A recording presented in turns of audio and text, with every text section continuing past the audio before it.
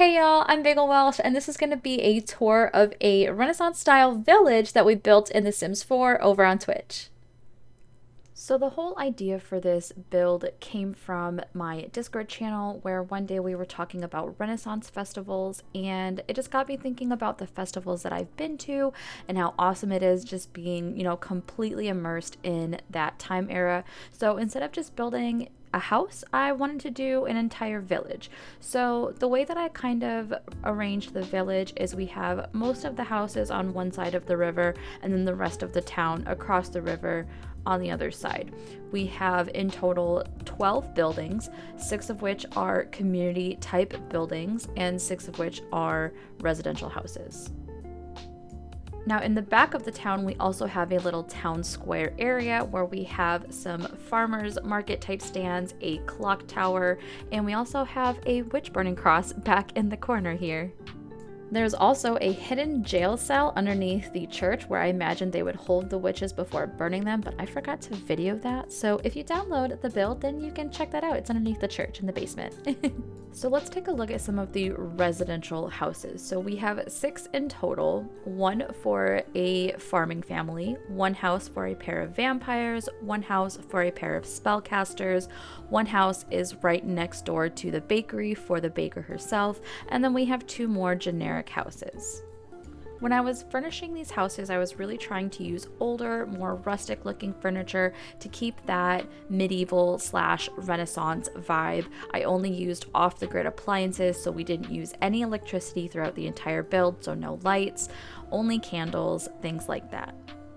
So here we have the spellcaster's house, and behind one of those secret bookshelf doors is a staircase leading down into the spellcaster's basement, which has the cauldron, the spell book, the crystal ball, all of those things necessary for spellcasters. And similarly in the vampire house, we have a secret bookshelf door that leads to their coffins.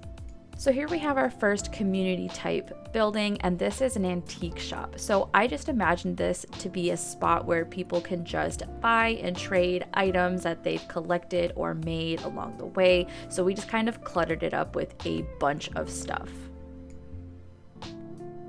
Next door to the antique shop is the church. So we have a couple pews in the church, a podium with a Bible, and of course a cross in the back, and we even have little confessional rooms as well.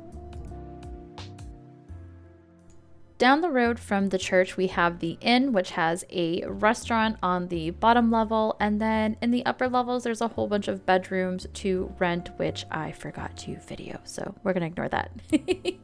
Across from the inn, we have the library, which is pretty small, pretty cluttered with books. There is an upper level with more books and an outdoor seating area.